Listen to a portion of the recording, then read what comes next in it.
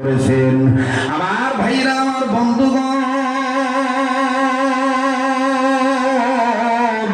বইখানার নাম হলো আমার ভাইরা কবর আযাব হাসরের পুরস্কার। আমার ভাইরা ইদানিং সম্প্রতি কালে আবার কিতাবটা সংস্করণ করে আমার বন্ধুগণ সংযোজন বিয়োজন করিয়া আল্লামা তারিক জামিলদার বারাকাতুল্লাহ আলাইহি আর একখানা কিতাব লিখেছেন।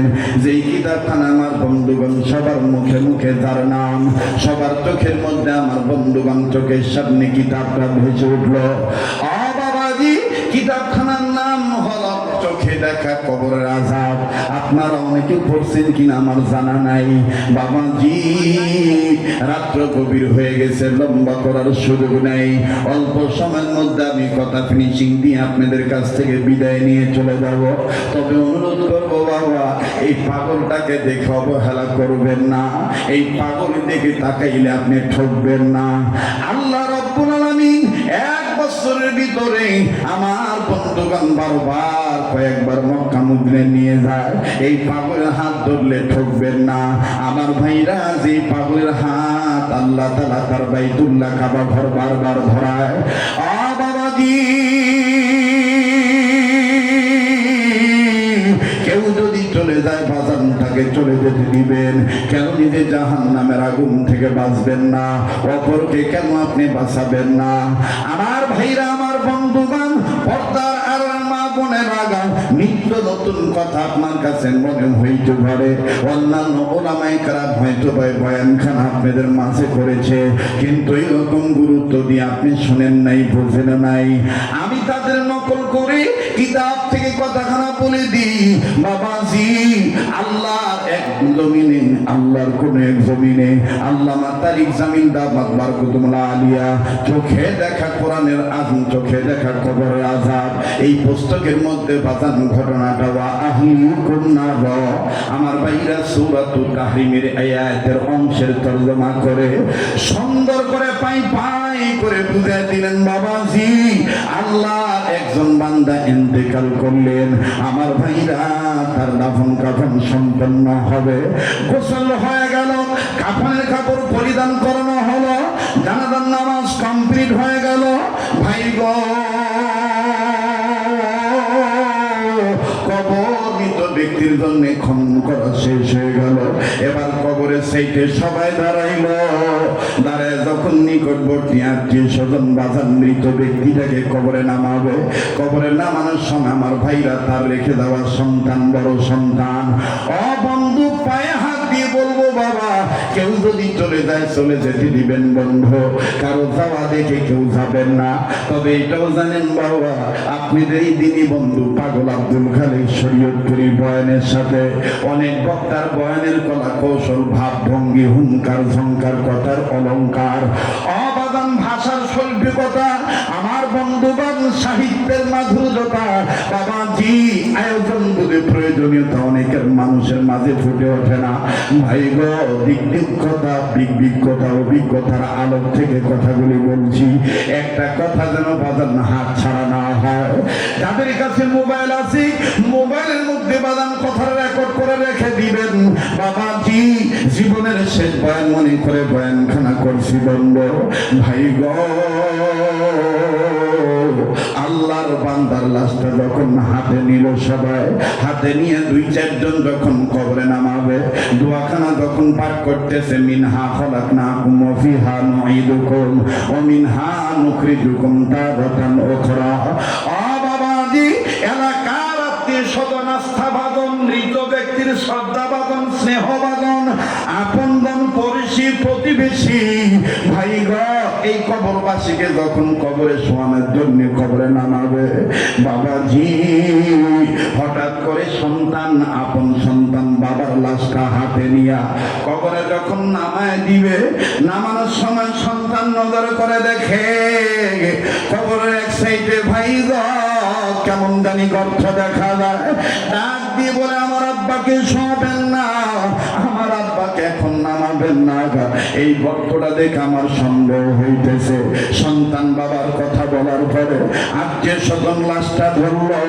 এই সন্তান ছেলেটা ভালো করে দেখতেছে কিসের গর্ত, ভালো করে ছোট্ট ছোট্ট একটা কাটি নিয়া আমার বন্ধুগণ ভূতা দিয়া মাটি সরে রেখে হায় হায় সর্বনাশ, এটা সাধারণ কোনো গর্ত নয়, এটা বিশাল এক বিষাক্ত ভয়ঙ্কর সাপের গর্ত।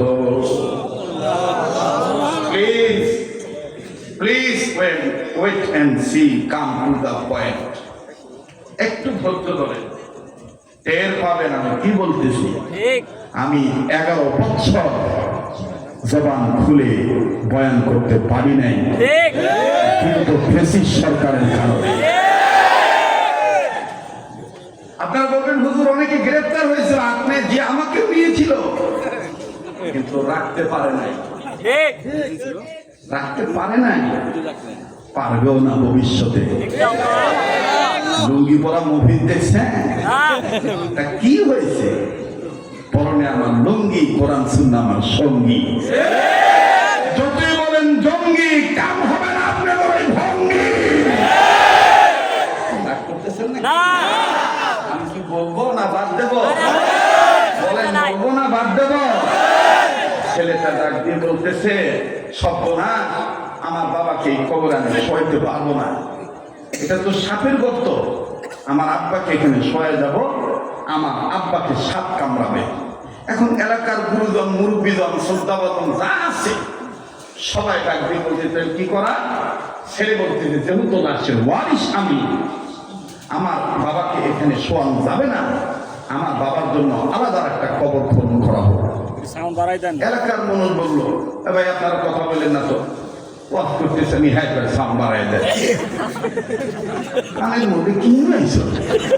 তোমার সাথে তো তোমার বাপি বাবু আছে।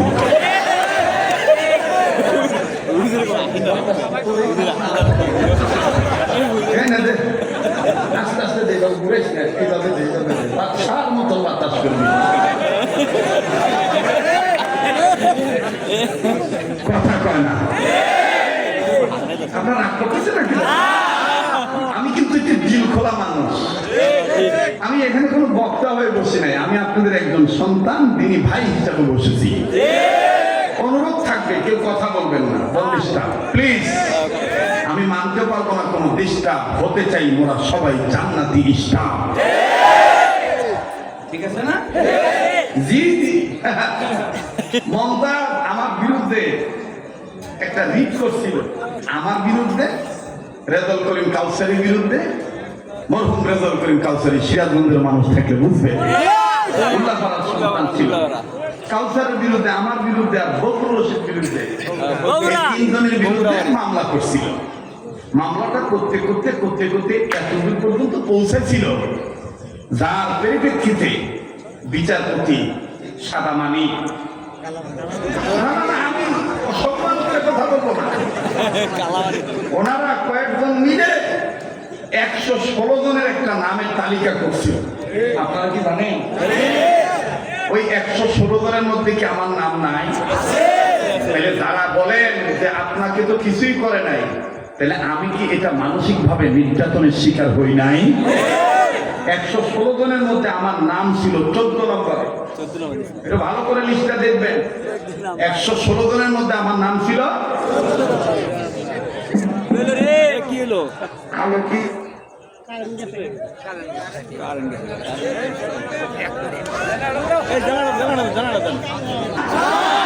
ভালো করে বলে দিই, সম্ভবত লিস্টের নাম্বারটা আমি ভুল বলতেছি, 37 কি 36 হবে, অনেকদিন আগের কথা তো, ওটা আমি খেয়াল রাখিনি। কিন্তু 116 জনের মধ্যে সবার নাম ছিল সাধারণ নাম, মাওলানা নুরুল ইসলাম হলিপুরি, মাওলানা ওমর, কারো নামের শেষে সাহেব লেখা ছিল না। কিন্তু এই লুঙ্গিপুরা মফিজের নামের সাথে ওই দুটো কর্মকর্তারা লিখে দিয়েছিলেন মাওলানা আব্দুল খালিক শরীয়তপুরি সাহেব। ভালো করে দেখে আমার বন্ধুগণ, তখন দেখবেন এই 116 জনের যখন লিস্ট হইল, তখন টেলিভিশনে 71 টিভি জনদরদি কিছু সাংবাদিক আমার দিক তাকান, এদিক তাকান, দেখায় দিন এইরকম নাকের আগে চশমা নিয়ে, হাতা কাটা ব্লাউজ পরে, কলম একটা হাতে নিয়ে বলতো, জি ম্যাডাম আপনি বলুন মৌলবাদীদের বিষয়ে। সাইড থেকে মৌলবাদী আখ্যায়িত করে ওলামাদের বিদ্বেষ হয়ে কথাগুলি বলতো। আর এই খবরটা আবার রাত 8টা 9টা 10টা 11টা সারাদিনের খবরে সাংবাদিকদের ভাষায় তখন বলতো। দেশটা মনে হয় জঙ্গিবাদদের মৌলবাদীদের কারণে রসাতলে চলে যাচ্ছে। সংবাদটি প্রচার করা হচ্ছে স্বাধীনতার মুক্তিকামী জনগণের পক্ষের টেলিভিশন থেকে।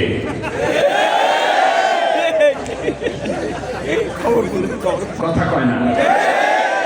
এখন আমি বলি তোমাদের এই জঙ্গি জঙ্গি ভাব আর বাংলাদেশে চলবে না। ওটা তোমাদের আপামনি, তোমাদের দিদিমণি ইন্ডিয়াতে নিয়ে চলে গেছে।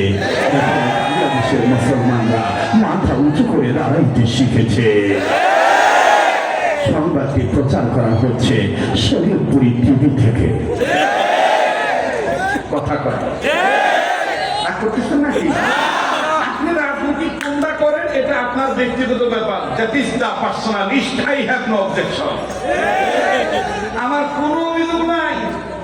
কেডা জঙ্গল, কেডা মঙ্গল, কেডা নাঙ্গল, কেডা ধানের শীষ, কেডা নৌকা, কেডা কি, এটা তার তার ব্যক্তিগত ব্যাপার।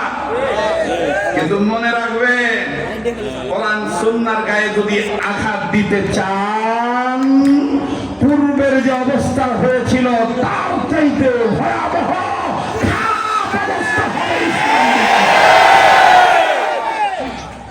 মোহতারাম হাজিরিন, অনেকে এখন চলে যাবে, যাবে আর কবে যে না না ওর বাপি ভালো ছিল, ঠিক না? আপনারা যদি থাকেন তাহলে আমি বয়ান চালাবো, নাহলে চালাবো না। বলবো এরকম বলবো। ছেলেটা খুব জিদ ধরলো, আমার বাপেকে কবরে মাটি দিতে দেবো না, এই কবরে মাটি দিতে দেবো না। আল্লাহ বসো, আবার লাগলে আমি বলবো। মাশাআল্লাহ, খুব সুন্দর পরিবেশ। আমার ভাইরা আমার দিক তাকান, একটা ডাক দেন তো, বলেন তো আল্লাহু আকবার। আবার বলেন আল্লাহু আকবার। ও মুসলমান, আল্লাহর বান্দা সন্তান হইয়া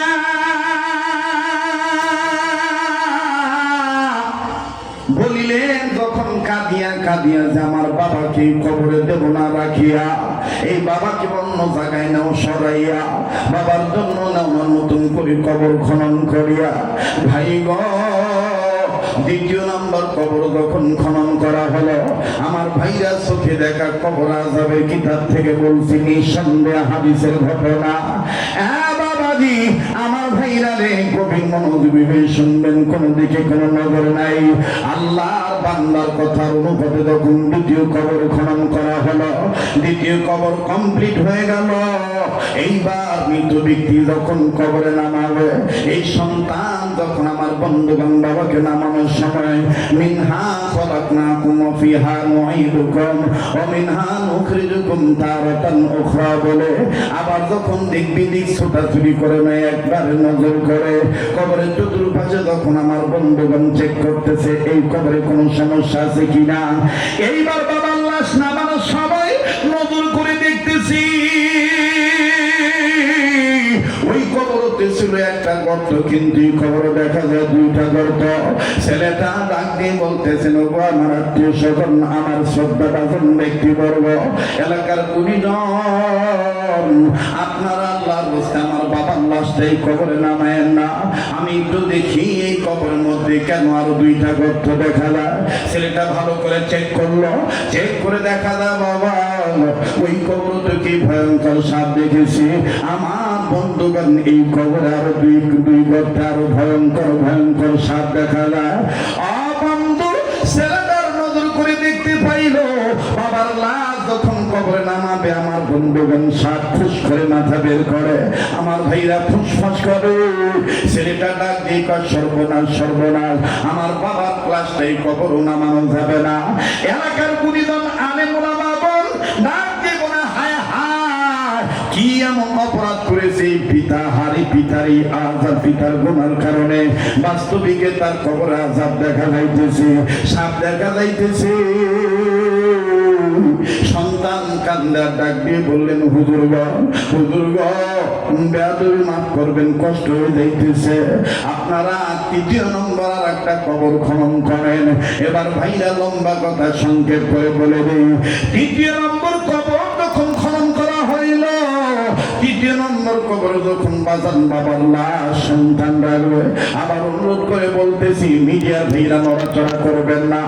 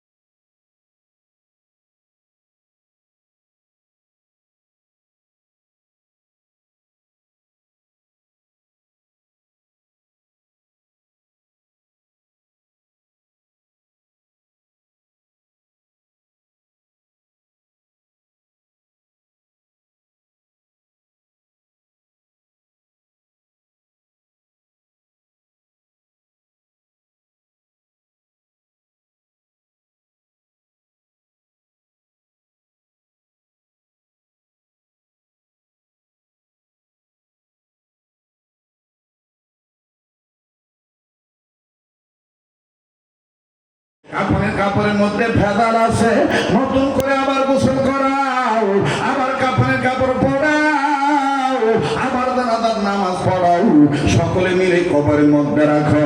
বাদান যখন এইরকম মাসআলা হুজুররা বলল, হঠাৎ করে বহিরাগত এক এলাকার কবর খনন করা একজন বুজুর্গ ব্যক্তি দৌড়ায় দৌড়ায় সে ডাক দিয়ে কয়, ছেলে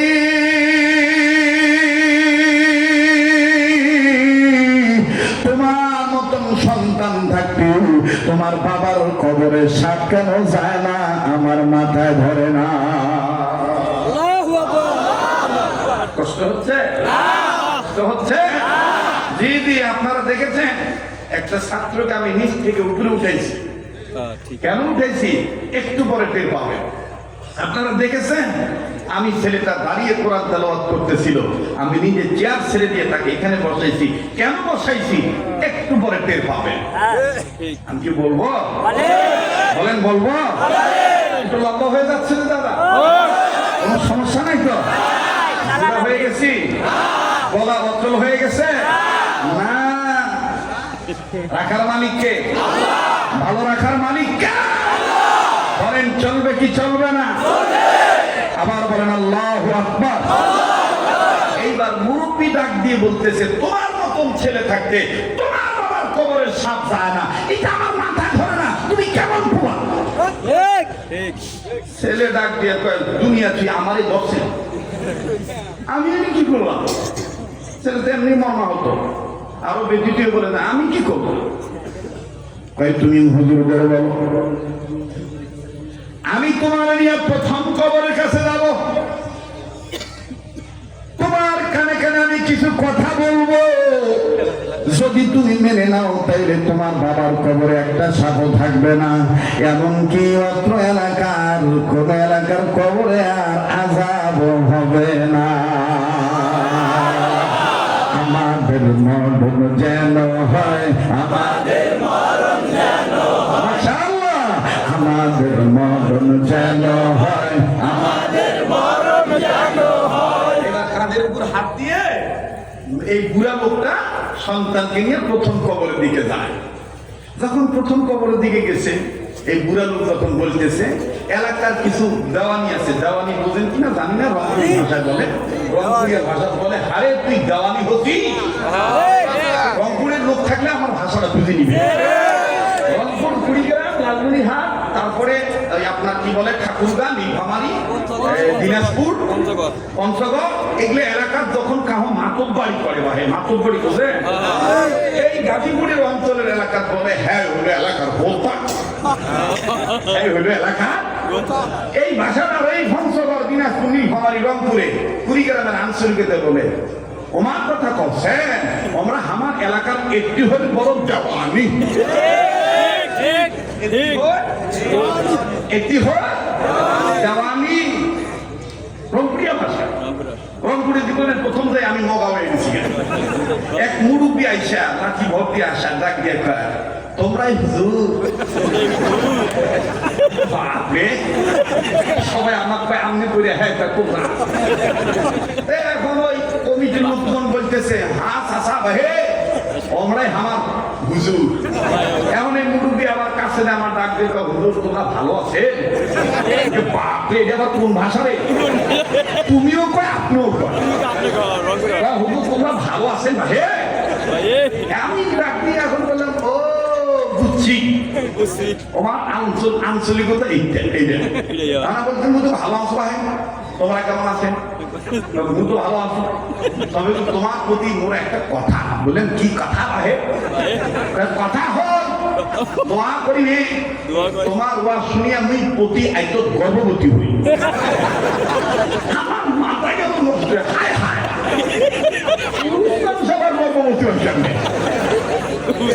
বোঝেন নাই মনে হয় কথা, বোঝেন নাই?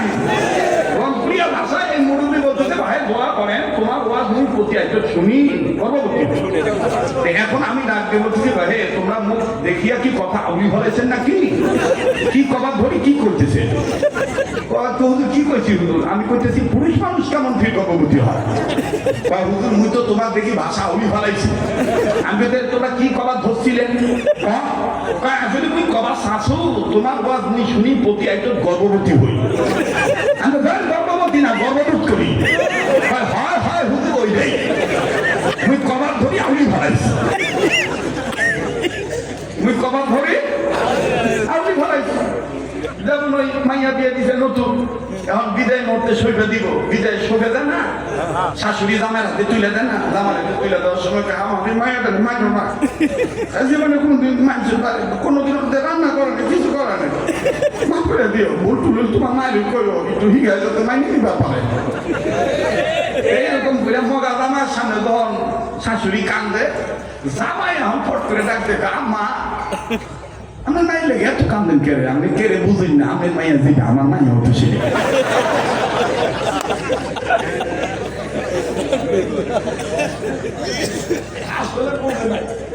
আসলে বোঝে নাই, আবেগে আউলিয়া ফলাইছে, কথা কথা ঠিক না।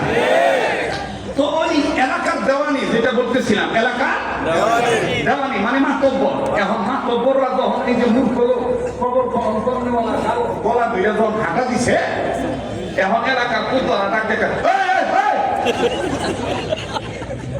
হুজুর কথা বাদ দিয়া এই বুড়ার কথা কেটে কখন বলতাম। এলাকার মধ্যে এরকম কিছু খাটাই সাপ ভিজা দরবেশ আছে না? আছে আজকে ওয়াজ কি হবো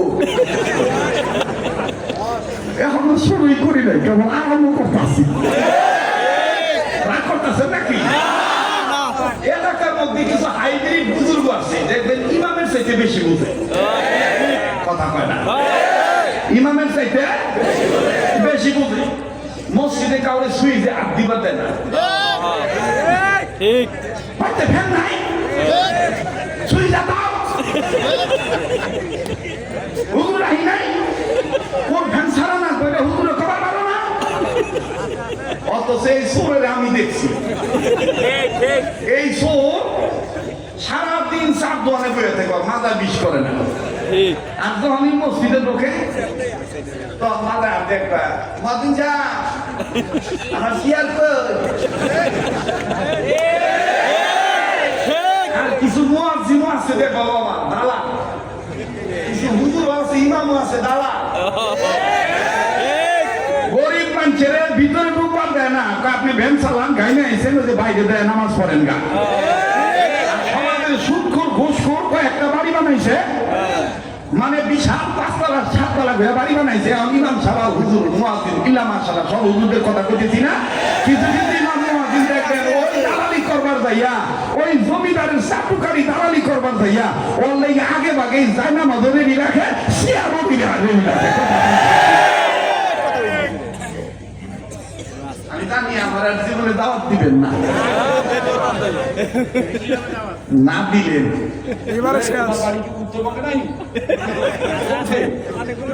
অনেকগুলো আছে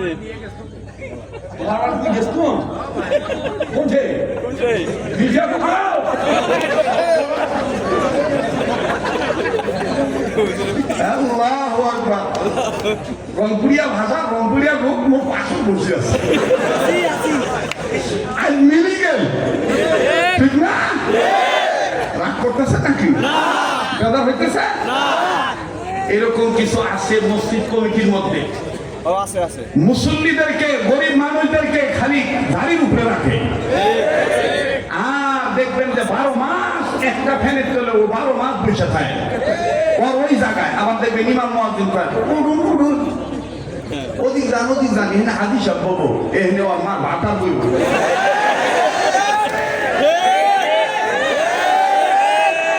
মসজিদের কোন জায়গা যে মসজিদ ওয়াকফ হয়ে গেছে অপ্রকৃত সম্পত্তি কোন হাজির জন্য একত্রিত ভাবে বলা জায়েজ নাই মসজিদের সবার জন্য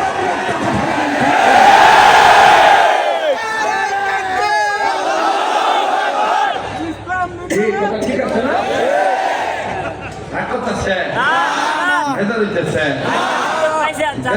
কিছু করার নাই দিতেছে কেনা বলাইতেছে কে খালি দেখবেন কেনা কেনা পালায় যেটা পালাবো মনে করবেন এই সেই তো পাপ ভালো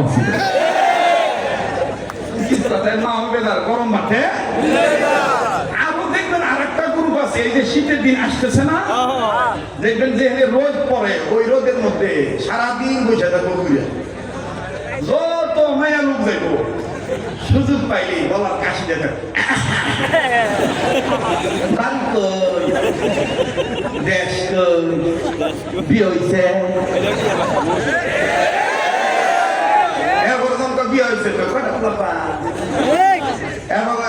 কটা বলা আমার ভাত ঠিক মতন দেয় না এই খারাপ খানা ওর জামাই ভাত ঠিক মতন দেয় কি দেয় না তোর দিকে এবার দিবে না কথা কয় না তখন এই পুরানি টিজিং হয় না আর যখন এলাকার ছেলেরা জোয়ান ছেলেরা খালি মায়া লোকের দিকে একটু টাকা তখন দেখবেন যে উল্টাইয়া মসজিদের মধ্যে একটা একটু ভালো করে ওয়াজ করেন আগর নাতিরা ঠিক মতন করে দেবে পারে না তখন নাতিন করে না করছে কেরা ঢাকা তিনি দেখে তোর তোমার ভাড়া তো নাতিনরা কথা শোনা যে যুবকের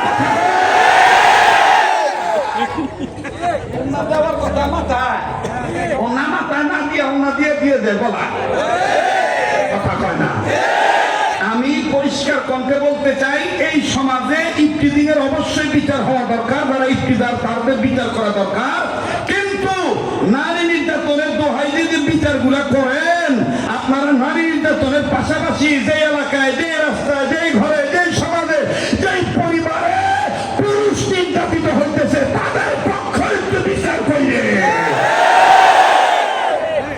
নারী নির্যাতনের বিচার করি না পুরুষ নির্যাতনের বিচার করি যুবকরা চলবো না কথা কয় না চলবো না আল্লাহ আমাদেরকে সহিবুল দান করেন আবার কোনা আমি আরেকবার কোনা আমি এলাকার মুরব্বীরা ডাক দেখে কথা বাদ দিয়া এ বুড়ার কথা নমস্কার মাটি দিবা তোকে বাড়ি যা আমার ভাইটা পুরা ডাক দিয়া কয়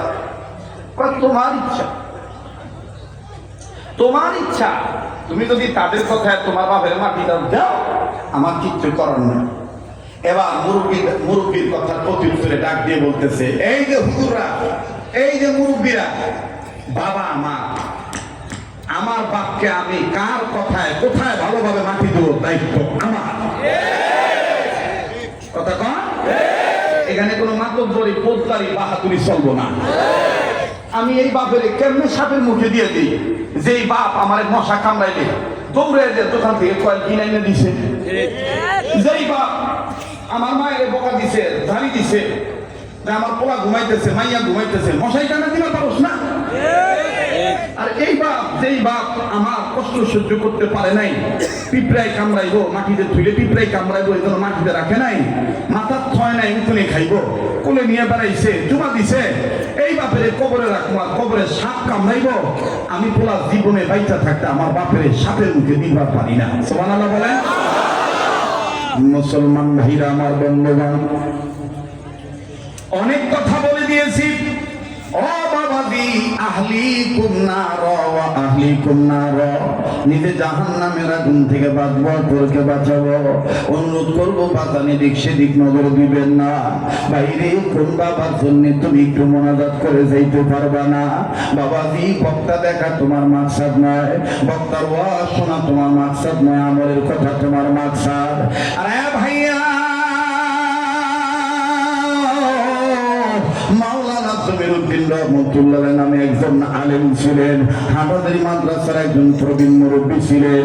এই প্রবীণ মুরব্বী তার কিতাবের মধ্যে লিখে দিয়েছেন, সন্তানেরা শোনো, মুসলমানের ছেলে মেয়েরা শোনো, তোমরা যদি আলেম না হও, তোমাদের যদি এলেম না থাকে, তোমরা কিছু জানো না, কিছুই জানো না। যদি তোমরা শুদ্ধভাবে একবার লা ইলাহা ইল্লাল্লাহু মুহাম্মাদুর রাসূলুল্লাহ এই কালেমা শরীফ খানা পাঠ করতে পারো, বাবার পাশে দাঁড়াইয়া, মৃত বাপ মার কবরের পাশে দাঁড়াইয়া, অথবা পৃথিবীর যে প্রান্তে থেকে ছেলে মেয়ে হইয়া মোরা মা বাবার জন্য যদি কালেমা শরীফ পাঠ করে একবার, আমার আল্লাহ ছেলে মেয়ের কালেমা শরীফ পাঠের দরুন বাবা মার কবর আযাব মাফ করে দিবে। আরো জোরে জোরে বলেন না সুবহানাল্লাহ। ভাইয়া, কোন বাবার জন্য তুমি দোয়া করবা না?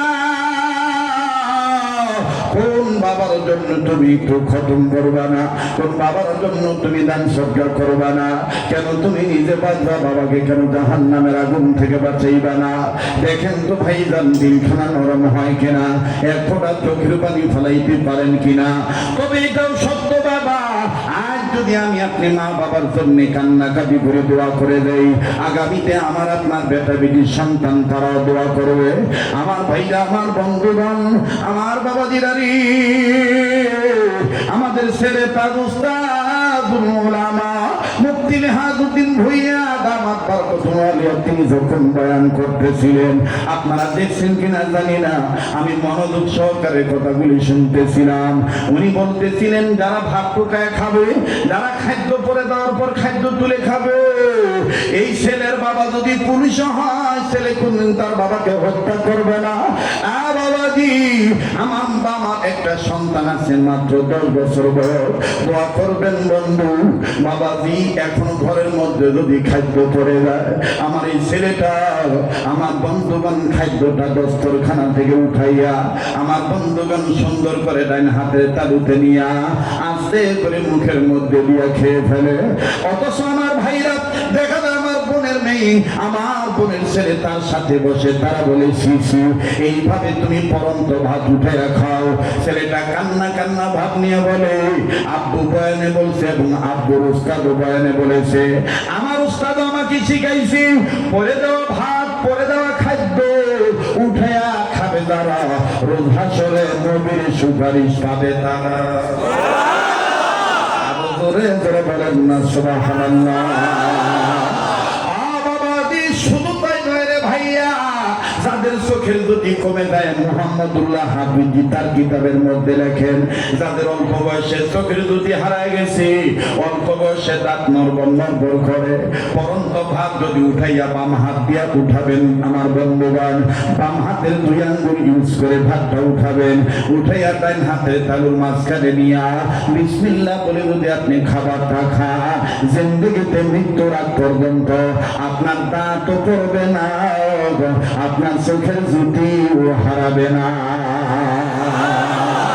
ইসলামের আদর্শের মধ্যে, ইসলামের সুন্নাহর মধ্যে, ও বাবা দিয়া তো কিছু প্রেসক্রিপশন আছে বাবাজি ইদানিং কালে বাদান হাই প্রেসার লো প্রেসারের রোগী বের হয়ে গেছে, রোগী বেড়ে গেছে বাদান, তাদের জন্য একটা ঔষধ আমি বলে দেই। আমার ভাইরা, আমার বন্ধুগণ, হাকিমুল উম্মত মুজাদ্দিদুল মিল্লাত মাওলানা আশরাফ আলী থানভী রাহমাতুল্লাহি আলাইহি আজাল্লা খলিফা, আমাদের দাদা হুজুর হাজী হযরত শাহ আবুল হক রাহমাতুল্লাহি আলাইহি, ওনারা আবার আজাল্লা খলিফা। আমার ভাইরা, আমাদের অনেকের যিনি উস্তাদুল উলামা ফকিহুল মিল্লাত মুফতি আব্দুর রহমান রাহমাতুল্লাহি আলাইহি বসুন্ধরার হযরত, তিনি তার কিতাবের মধ্যে লিখেছেন, বিশ্বাস না হইলে বর্তমান বসুন্ধরা মাদ্রাসায় বাগান একজন হুজুর আছে যাকে বলা হয় বাসখালী হুজুর, মুফতি সোহেল আহমদ দামাত বারাকাতুল আলিয়া।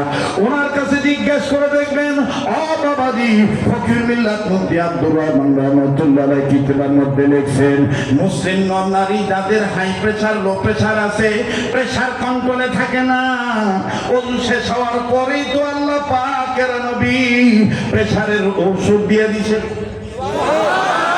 বলবেন হুজুর সেই প্রেসারের ওষুধ কি? কষ্ট হইতেছে না? প্রেসারের ওষুধটা কি? আমার দিক তাকান। ওযু শেষ হওয়ার পরে বাবাজি অনেকের কিন্তু বাদান হাতের পানি না থাকলেও, হাত ভিজা না থাকলেও বাদান হাত কিন্তু ঠান্ডা থাকে। ওযু যখন শেষ হয়ে যাবে, এই ভিজা ঠান্ডা হাত দিয়া ডান দিকের ডান কাঁধে বিসমিল্লাহ বিসমিল্লাহ বিসমিল্লাহ সুবহানাল্লাহ সুবহানাল্লাহ এইভাবে বলে বলে ডান দিকে 5 বার, বাম দিকে 5 বার, যদি হাতের উল্টা পিঠের আঙ্গুলের পিঠ দিয়া 5 বার করে 10 বার যদি নিচের দিকে টান দেয়, এই আমলটা যারা করবে মৃত্যুর আগ পর্যন্তই মুসলিম নারীর কোনো দিন প্রেসার আপ ডাউন করবে না। সুবহানাল্লাহ কইলেন না? অদ্ভুত খালি তো মাথাটা ঘুরে এলে তেতুল নাই, তেতুল নাই। ঠিক যদি খালি ঘাম বাইরা কন্টাক্ট দিয়ে করুন তো কাম আমরা ঠিক এগুলো বাদ দিয়া ওযু করা। ঠিক মুমিনদের জন্য সেবা হলো ওযু। ওযু হলো সবথেকে বড় অস্ত্র। মুমিনদের জন্য ঔষধ হলো কোরআন। কথা বলেন ঠিক কিনা? আমার ভাইরা, আমার বন্ধুরা, এইবার সন্তান কাঁদতে আর ডাক দিয়ে বলে, আমার বাবা নাই, এই বাবাকে আমি সাপের মুখে রাখতে পারবো না। ভাই গো, তাদের বাবা নেই, তাদের মতন বড় ভাবি আর কেউ নেই। দেখেন যদি কে দিলখানা মন হয় কিনা। আবার বলি, কেউ চলে গেলে চলে যেতে দিবেন বন্ধ, কারো দাওয়া দেখে কেউ যাবেন না। জীবনের শেষ বয়ান মনে করে বয়ান করছি, তবে ঘাবড়াবেন না বাবা, আমি আর অল্প 15 থেকে 20 মিনিটের মধ্যে কথা ফিনিশিং দিয়ে বিদায় নিয়ে চলে যাব। কেননা আগামীকালকে আমার বহু দূরে প্রোগ্রাম, রংপুর জেলার বদরগঞ্জ থানা। আমার বন্ধুগণ, সেই রংপুর বৃহত্তম রংপুর জেলায় যাইতে হবে, আবার সুমান আমাদের ব্যস্ততা আছে। এই জন্য বাদান শর্টকাট করে আমি কথাটা আপনাদের বলে দিতেছি বন্ধু। দুনিয়ায় যাদের বাবা নাই, তাদের মতন বড় দুঃখী বড় অভাবী আর কেউ নেই। ভাই গো, দাঁত থাকতে দাঁতের মর্ম বোঝা যায় না, দাঁত পড়িয়ে গেলে বোঝা যায় দাঁতে কি মর্ম ছিল। আজ তোমার আমার বাবা বেঁচে আছে, তাই তুমি আমি বাপের বুড়া করে গালি দিই। তোমার আমার মা বেঁচে আছে, মায়ের কদর কই না, বুড়ি বলে গালি দেই। বাবাজি, এই মা বাপ তাদের দুনিয়ায় নাই, তাদের কাছে যাইয়া জিজ্ঞাসা করে দেখেন তাদের কত বড় নিয়ামত নাই। এই হাদিয়াল মাদ্রাসা, হাফিজিয়া মাদ্রাসা, এতিমখানায় অনেক ছোট্ট ছোট্ট ছাত্র আছে, বাজান হয়তো বা থাকতে পারে তাদের বাবা নাই। বাবাজি, এই এতিম ছাত্রের সাথে আপনি মিশে দেখবেন তাদের মনে বাপ হারা কত বড় বেদনা তারা লালন পালন করে। আমি আমার জীবনের বাস্তব ঘটনা বলি বন্ধু। নিজ মাদ্রাসার বারান্দায় আসর নামাজ পড়ে, খেয়াল করবেন বাবা, আসর নামাজ পড়ার পর আমি বারান্দায় দাঁড়াইয়া মাদ্রাসার ছাত্রদের খেলা দেখতেছি, বড্ড ভালো লাগতেছিল। বাবাজি, হঠাৎ করে নজর করে দেখি মাদ্রাসার গেটের বাইরে একজন বাবা হাতে কয়েকটা ব্যাগ নিয়ে দাঁড়ায় আছে। ব্যাগের মধ্যে বাদাম, আপেল, কমলা, নানান ধরনের ফল ফ্রুট দেখা যায়, আবার চানাচুর বিস্কিটের প্যাকেটও দেখা যায়। বাবাজি, ভিতর দিকে উকি ঝুঁকি মারে, আমার পোলায় কই, আমার ছেলে কই, আমি চিনি না, জানতাম না এটা কোন ছাত্রের বাবা। একটু লক্ষ্য করবেন রে বন্ধু আমার ভাইরা, বাবা তখন সন্তানের জন্য উকি ঝুঁকি মারে, বাবা সন্তানকে দেখার আগেই ছেলে বাবাকে দেখে ফেললো। হঠাৎ করে 5-7 জন ছাত্রের মধ্যে দিক, ও বন্ধুর একজন ছাত্র খেলা বন্ধ করে দিল বাবা। আমি তার নজর করে দেখতে পাইলাম তার গায়ে ঘামের গেঞ্জিতে, ঘামের পানিতে গেঞ্জি ভিজে গেছে, হাতা কাটা গেঞ্জি, হাতা গেঞ্জি বাদান করে আছে, ঘামের পানিতে তার গেঞ্জি ভিজে গেছে, আর বিভিন্ন জায়গায় অঙ্গ প্রত্যঙ্গে ধুলাবালি জর্জরিত ময়লা কাপড় চোপড়। হঠাৎ করে যখন টুপি সোজা করে খেলাধুলা বাদ দিয়ে যখন ধুলাবালি ধরে, পাশের ছাত্র ডাক দিয়ে কয়, ভাইয়া তুমি কি আর খেলবা না? ছেলেটা কান্না কান্না বাপ নিয়ে ডাক দিয়ে বলে, আমি আর আজকে খেলবো না।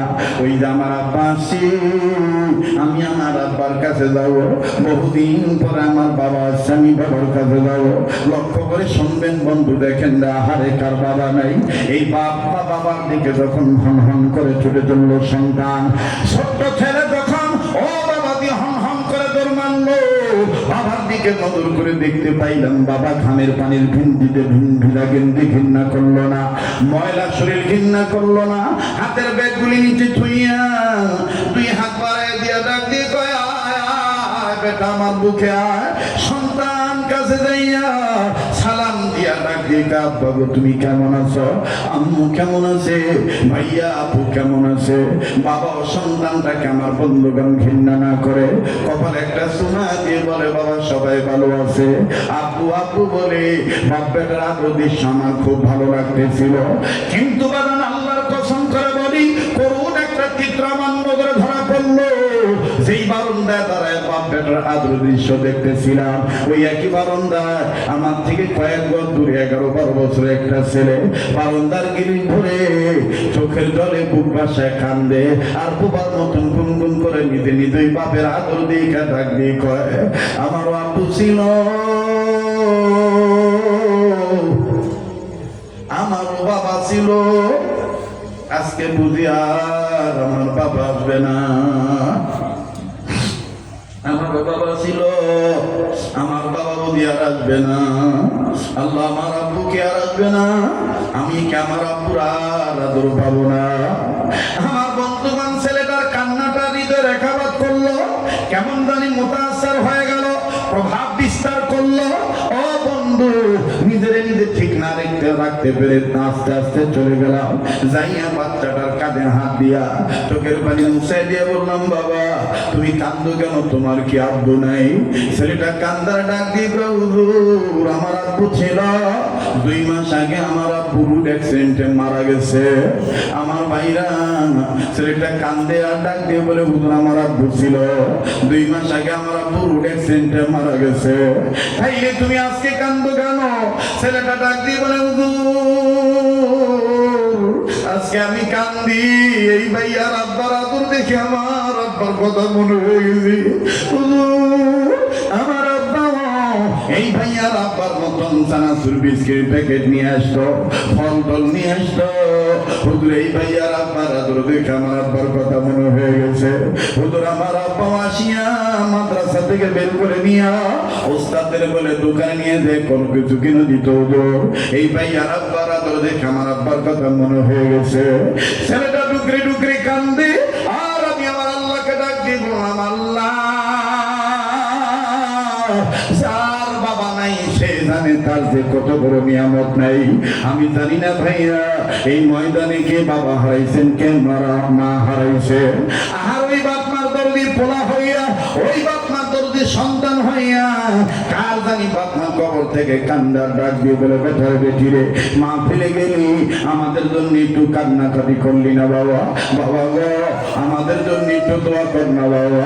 আমার ভাইরা, আমার বন্ধুগণ, নিজের চিন্তা নিজে করবেন। দুনিয়া কিন্তু থাকার জায়গা না, এই দুনিয়া কেউ চিরদিন থাকতে পারবেন না। আজ যদি আমি আপনি বাপমার জন্য কান্দি, আমার আপনার ছেলে মেয়ে আমার আপনার জন্য কাঁদবে। আজ যদি আমি আপনি বাপমার জন্য দোয়া করে যাই, আমার আমার আপনার বেটা বেটা আমার আপনার জন্য দোয়া করে যাবে। আমার দিল বলে আজকের মাহফিলে তো আল্লাহ ফিরে দিবে না। যেদিক তাকাইতে দিই সেদিকে খালি নূর আর নূর দেখতে পাচ্ছি। কত যুবক বাবার মহব্বতে চোখের পানি ছেড়ে দিয়েছে, কত আলেমগণ কাঁদতেছেন। আমার বন্ধুগণ এই কান্নার আওয়াজ আল্লাহ ফিরে দিবে না। মায়া লাগায় ওই আল্লাহর একটা ডাক দেন না, ডাকের কারণে যেন আল্লাহ বাপমার কবর আযাব মাফ করিয়া দেয়। মায়া লাগায় ডাক দেন না, বলেন না আল্লাহ, আবার বলেন না আল্লাহ। জানি না কার মা নাই বাবা নাই, কার মা বাদ দেব কবর থেকে কান্দার ডাক দিয়ে বলে মালিক ছেলে মেয়ে দুনিয়ার ব্যবসার পাগল হয়ে গেল। এই গভীর রজনীতে আমাদের খবরটার খবর নিল না। দুনিয়ার চাকরি তারে ব্যস্ত বানাইল, আমাদের জন্য একটু কান্নার সুযোগ পাইল না। ভাইয়া তুমি আমি শুধু জাহান্নামের আগুন থেকে বাঁচলে হবে না, মা বাপ খবরে কেমন আছে সেই খবরও নেওয়া লাগবে। আর ওই খবরটা নেওয়ার জন্য আজকের এই মাহফিলের ব্যবস্থা করা। কাজেই বাদান কেউ চলে গেলে তাকে চলিয়া যাইতে দিবে, কারো যাওয়া দিকে কেউ যাবেন না। নিজের চিন্তা নিজে করবেন বন্ধ। যুবক কান্না না আসলো, কান্নার ভাঙ্গ, কান্নার অভিনয় করলো, আমার আল্লাহ মাফ করিয়া দিবে। মায়া লাগা একটা ডাক দেন না, বলেন না আল্লাহ। এতগুলো মানুষের ডাকের মধ্যে আল্লাহর আওয়াজ পাওয়া যায় না। প্রেমের আওয়াজ দিয়ে বলেন না আল্লাহ, আবার বলেন না আল্লাহ। তোমার কি মায়া লাগে না? আয় আল্লাহ তোমার কি দয়া লাগে? তোমার নবী বলছেন আমার কোন উম্মতের ছেলে মেয়ে যদি বাপ মাকে উদ্দেশ্য করিয়া কালেমা তৈবার জিকির করে, ওই জিকিরের দরুন বাপ মার কবর আযাব তুমি মাফ করিয়া দিবা। ও আল্লাহ তুমি সত্য, তোমার জিকির সত্য। আল্লাহ গো তুমি আমাদের মাফ করিয়া দাও, আমাদের মা বাপকে মাফ করিয়া দাও। বাইরে কার জন্য জানি জীবনের শেষ মাহফিলে বন্ধ, কার ভিতরে জানি মালাকুল মউত দাঁড়ায় রইছে, কার জন্য জানি দরবার বাস রেডি হয়ে গেছে। বিশ্বাস করবেন কিনা জানি না, আজকে 2 দিন যাবত বাসায় যাইতে পারি না। আমার মেয়েটা আজকেও দুপুর বেলা বাবা দিয়ে আসল নামাজের আগে হঠাৎ করে ফোন দিয়া গাবো, তুমি একদিন বাড়িতে না থাকলে কেমন জানি বাড়িটা কানা কানা লাগে। আমি ডাক দিয়ে কইলাম তোমার আব্বু তো চিরদিন থাকবে না। মেয়েটা ডাক দিয়ে তোমার না বলছি তুমি মরণের কথা বলবো না, তুমি মরিয়া গেলে আমি কারা আব্বু বলিয়া ডাকবো। আমি কিন্তু তোমার অপেক্ষায় থাকবো, আজকে তুমি আমার সাথে দেখা করে তার উপরে তুমি রংপুর যাইবা। ভাই আমি বললাম ঠিক আছে আমি আসবো, কিন্তু বাদার মনের মধ্যে একটা চিন্তা ঢুকে গেছি। এই যে আমার মেয়ে, এই যে আমার ছেলে আমার অপেক্ষায় থাকবে, আব্বু আসবে, আব্বুর চেহারা দেবো, আব্বুর আদর নেব। এমন তো হইতে পারে আমি আর জীবিত বাড়িতে নাও যাইতে পারি, আমার লাশ বাড়িতে যাইতে পারে বাবা। কেননা হায়াতের চাবি আমার আপনার কাছে না, হায়াতের চাবি আমার মাওলার কাছে। বাজানে যখন আমি লাশ হয়ে যাব, আমার লাশটা আর ঘরে ঢুকাবে না। মেয়েটা কাঁদিয়া কাঁদিয়া হয়তো বা বলবে আম্মু আব্বু কেন চোখ বন্ধ করে আছে, আব্বুর কেন বাইরে শুয়ে রাখছো, আমার আব্বুরে ভিতরে আনো, আমি আব্বার বুকে যাব, আব্বুর কাছে থেকে আমি আদর নেব। ও দুনিয়াদার ব্যবসায়ী বাবারা ভাইরা, কেন তুমি নিজের চিন্তা করো, নিজের বাপ মার চিন্তা করো না? এই দুনিয়া থেকে যেদিন বিদায় নিয়ে চলিয়া যাইবা, ওই দিন তোমার সাথে তোমার ছেলে যাবে না, মেয়ে যাবে না, ওই দিন তোমার সাথে তোমার মা যাবে না, বাপ যাবে না, ওই দিন কিন্তু তোমার সাথে তোমার নেক আমল যাবে। আরে কার পিছনে জানি মালাকুল মউত দাঁড়ায় রইছে, কার জন্য জানি জানলার বাস রেডি হয়ে গেছে, কার জন্য জানি কাপড়ের কাপড় তৈরি হয়ে গেছে, কার জন্য জানি আমার ভাইরা কবরের মাটি বায়না হয়ে গেছে। আসেন না নিজে বাজব, নিজের আত্মীয় স্বজনদেরকে জাহান্নামের আগুন থেকে বাঁচাবো। মায়া লাগা একটা ডাক দেন না, বলেন না আল্লাহ।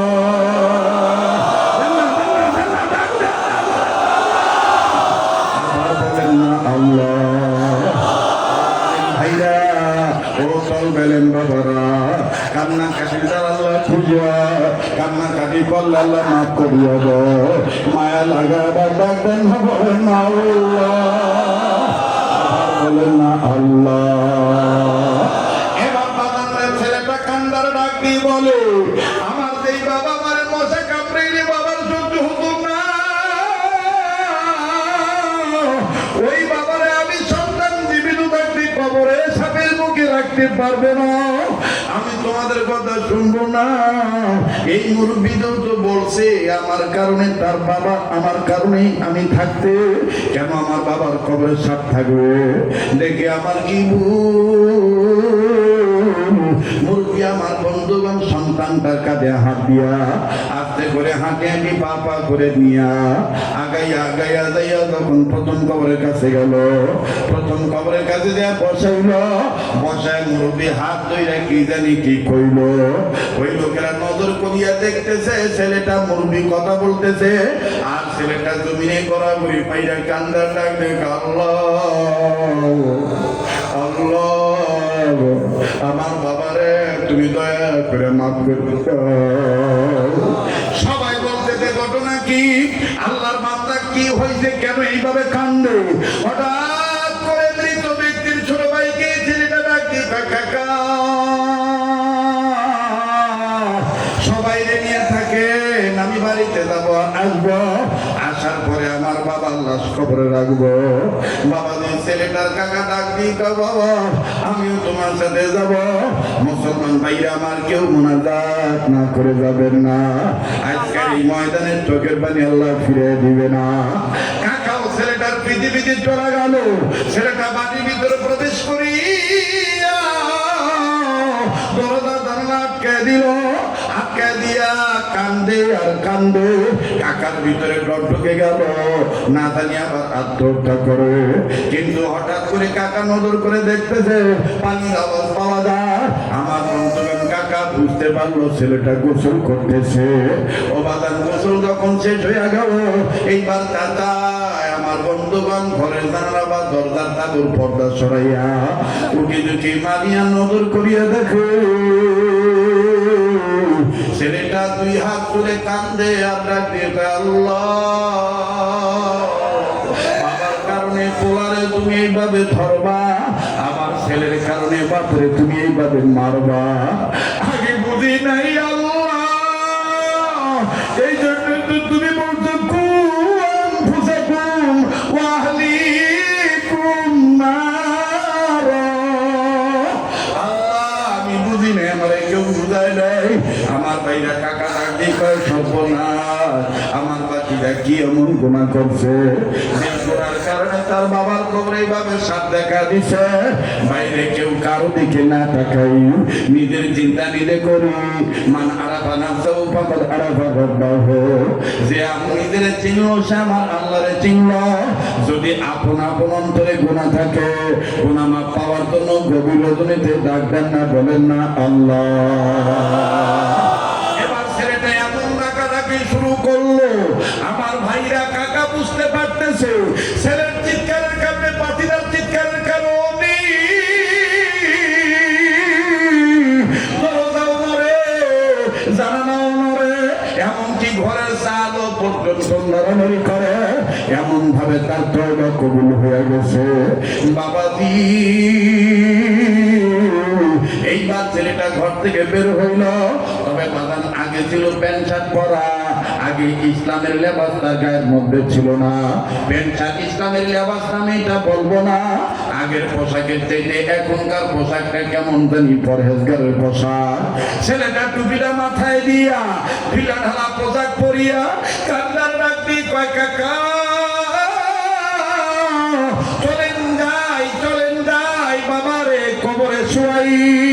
কাকা ডাক দিয়ে কয় কবরে যে সাপ আছে তার ঠিক তোমার খবর নাই। ছেলেটা ডাক দিয়ে কয় ওই বুজুর্গ ব্যক্তির কথা মিথ্যা না, ওই বুজুর্গ ব্যক্তিকে চিননি, উনি যুগশ্রেষ্ঠ আল্লাহর ওলি। তার জীবনে তাহাজ্জুদ কাঁদা নাই, তার জীবনে কোনো ধরনের নফল ইবাদত ছুটে নাই। এবার কাকা ডাক দিয়ে কয় বুজুর্গ রে কেমনে তুমি চিল্লা দান লম্বা হয়ে যেতে কষ্ট হইতেছে আপনারা?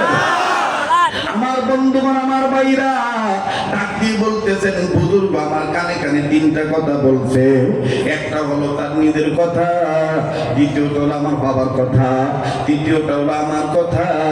কাকা ডাক দিয়ে কয়, বাবা কস না কাকা, তোর বাবার কি কথা, তোর কি কথা?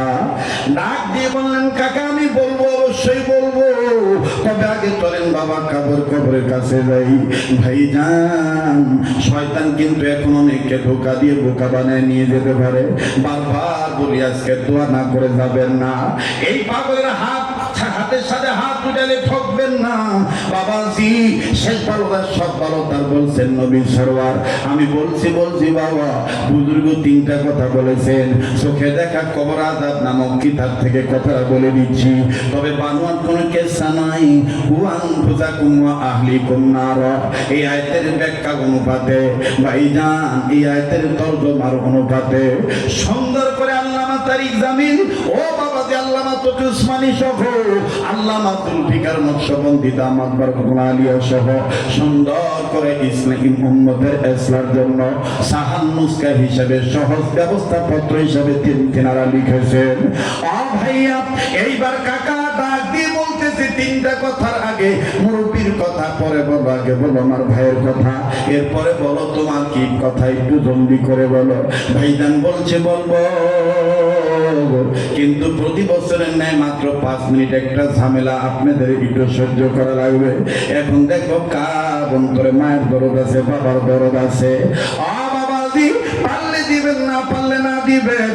যেই হাতটা দিয়া বারবার কাবা ধরি বাবা, যেই কোরআনুল কারীমের মাধ্যমে আল্লাহ ইমানদার বান্দা বান্দীদেরকে দুই ভাবে ডাক দিয়েছে, কখনো নাস বলছেন, কখনো আমানু বলে ডাক দিয়েছেন।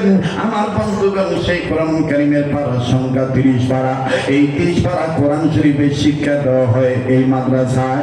বাবাজি অন্তত কালেমা তৈয়বা শিক্ষা দেওয়া হয়। মা বাবার রুহের মাগফিরাত কামনায়, নিজের আওলাদ প্রত্যেককে ভালো রাখার জন্য, নিজে বাঁচার জন্য, অপরকে জাহান্নামের আগুন থেকে বাঁচানোর জন্য এই কাবা ধরা হাতের সাথে হাজার হাজার শত শত বান্দা বান্দি আমি চাই না। একদিন ভাঙবে রে তোর বাজার, এই দুনিয়া থাকবে না রে চিরকাল। একদিন ভাঙবে রে তোর বাজার।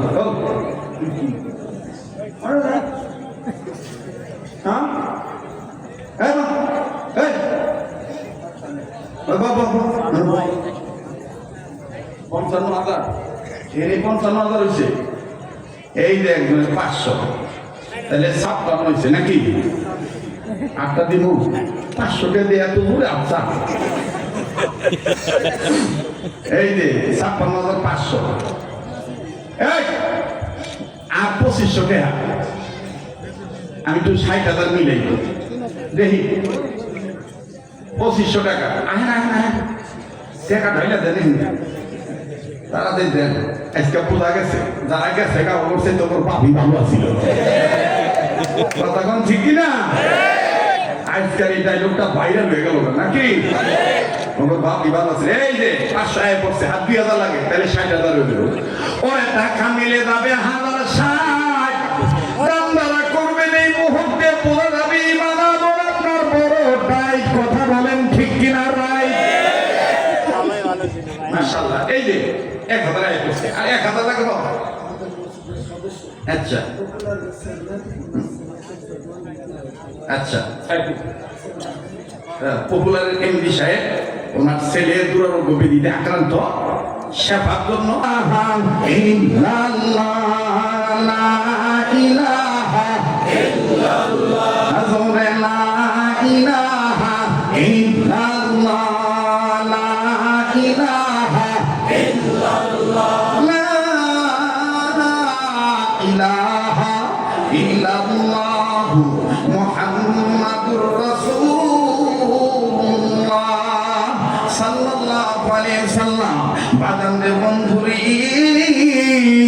আপনারা সবাই জানেন রাত্র যত গভীর হয়, এই বান্দা পাগলের কণ্ঠ আমার আল্লাহর দয়ায় তত ক্লিয়ার হয়।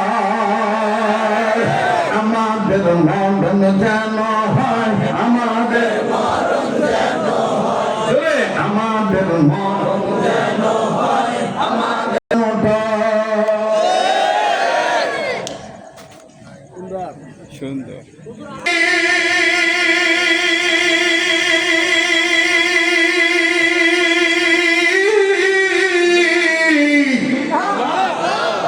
আরে না চিনিলে হবে রান্নার খড়ি,